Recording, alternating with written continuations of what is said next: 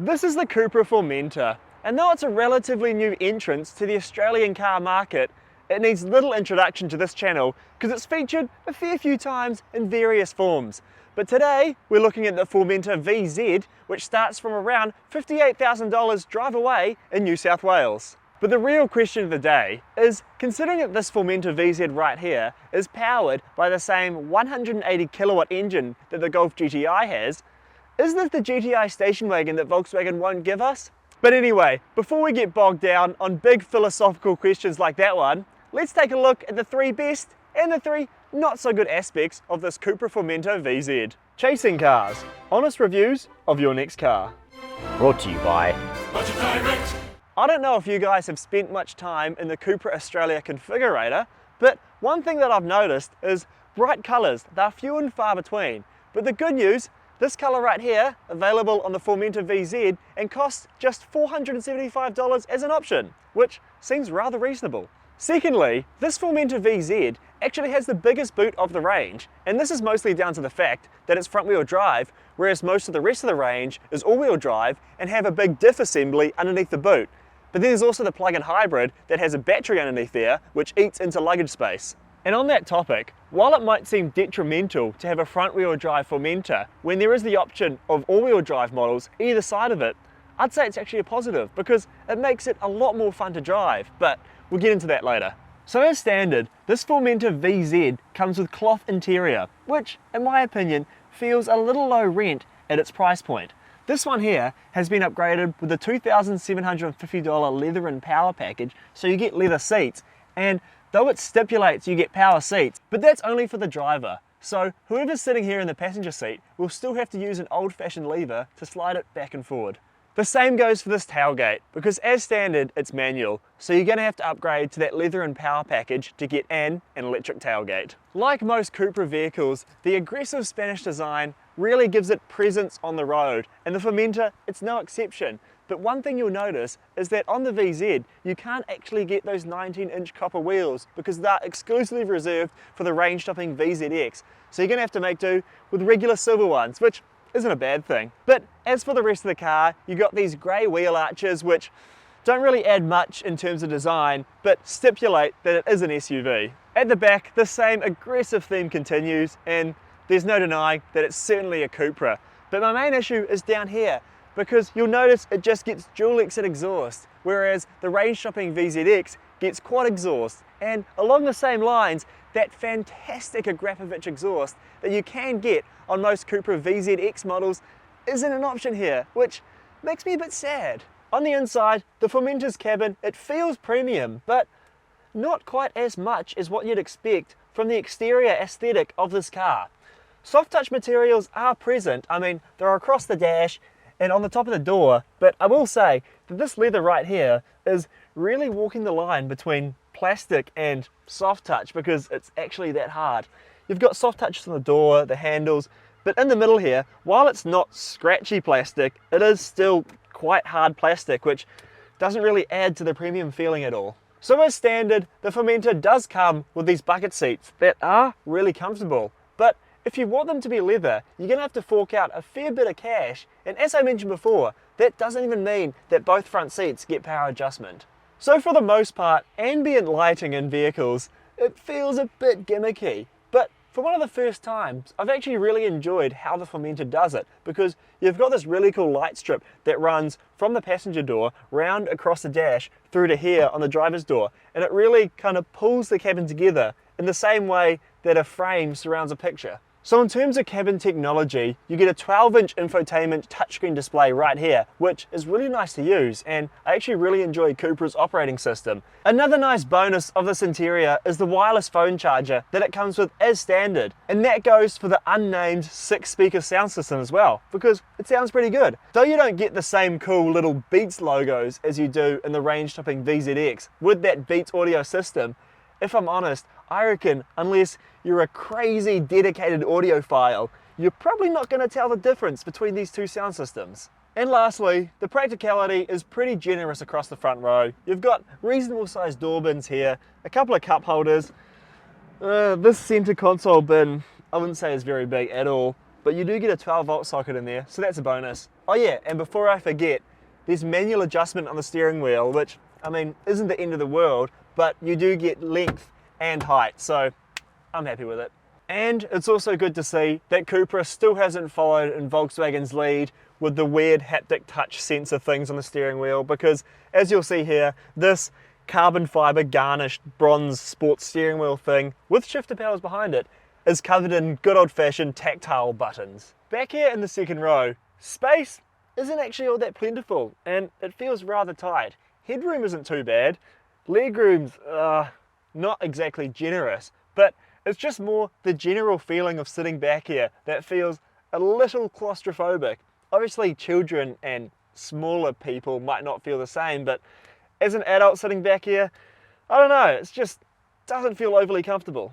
But also, this isn't helped by the frankly massive transmission tunnel that runs through the middle of this car and severely impedes legroom. So if you have the unfortunate luck of being sat here in this middle seat, no one's really going to be comfortable across the back row. Opting for that leather and power package does get you leather seats back here, which are reasonably comfortable, I will say, but that isn't transferred through the door cards, which are just hard, scratchy plastic. Not nice. You do get leather on the handrest and the armrest here, but it just does feel a little low rent.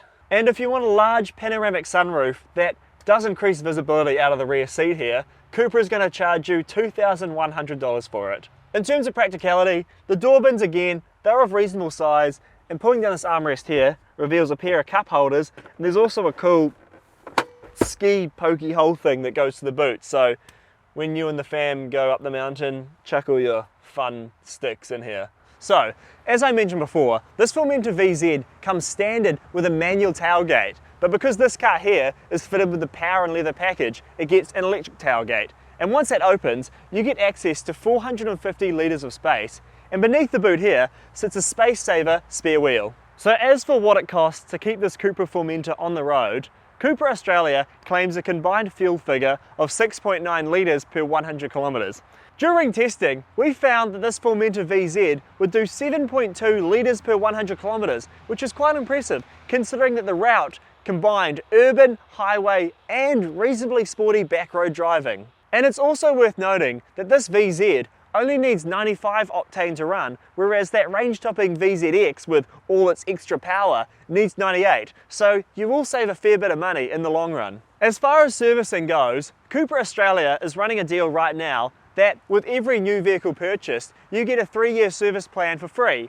If you want to upgrade that to 5 years, it's going to cost $1,200. And as far as service intervals go, they'll come up every 12 months or 15,000 kilometres.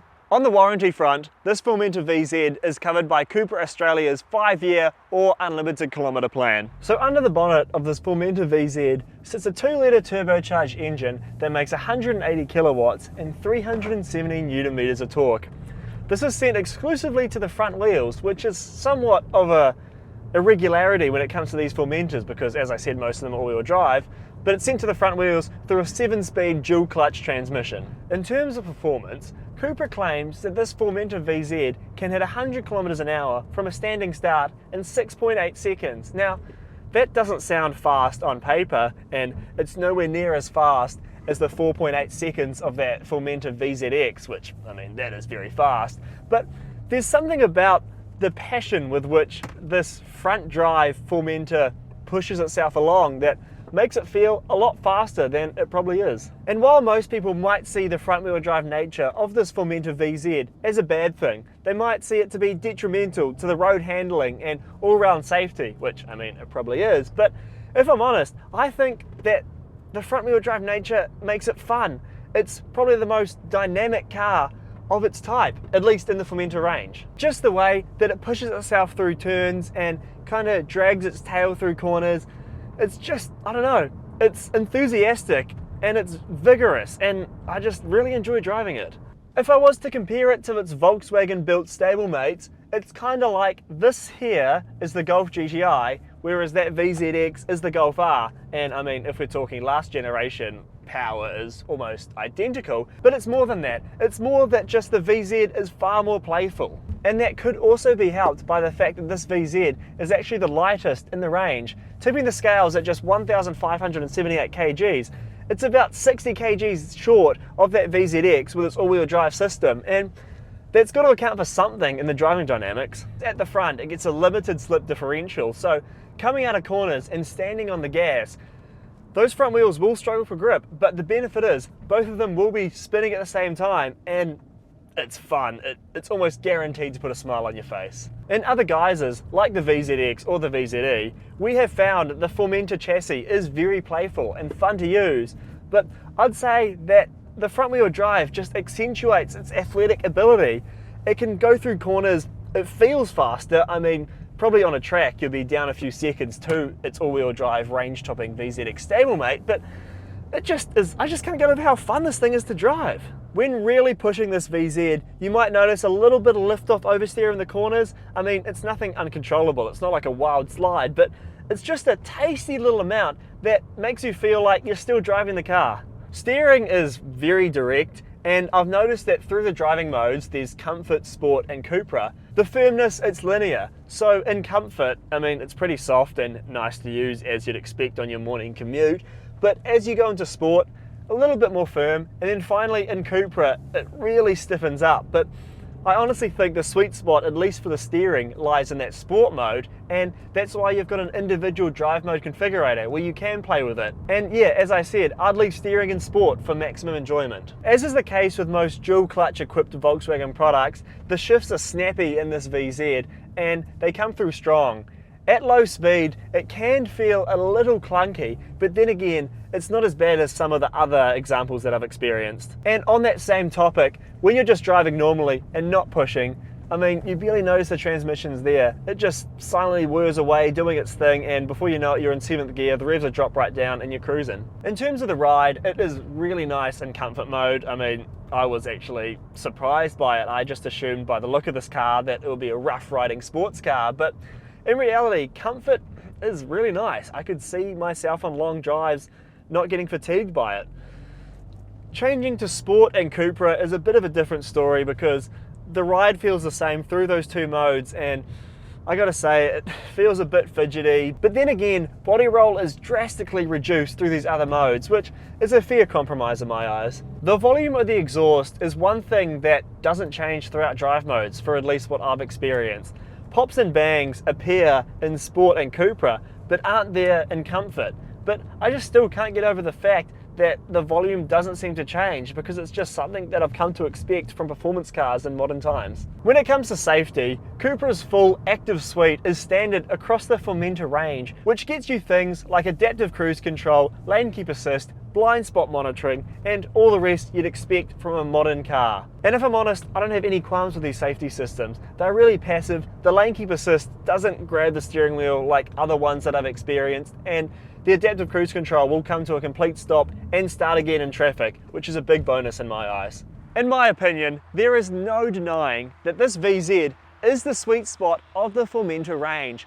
Though it is nowhere near as fast as that range-topping VZX, it's also nowhere near as expensive, but also provides a far more enthusiast-friendly drive. If there are any downsides to this vehicle, I will say that the cloth interior that it comes standard with will probably feel a little cheap, and in my opinion, the $2,700 that you need to upgrade to leather feels a little on the expensive side. But if you can get your head around those problems, the Cupra is a great family-friendly SUV that can probably fit everyone plus the dog. But then also, when you're not transporting the kids to and from school, you've got a great car that's awesomely fun to drive in the corners. But anyway, let me know what you think in the comments down below about this Formentor VZ. And while you're down there, don't forget to subscribe. And as always, thanks for watching Chasing Cars.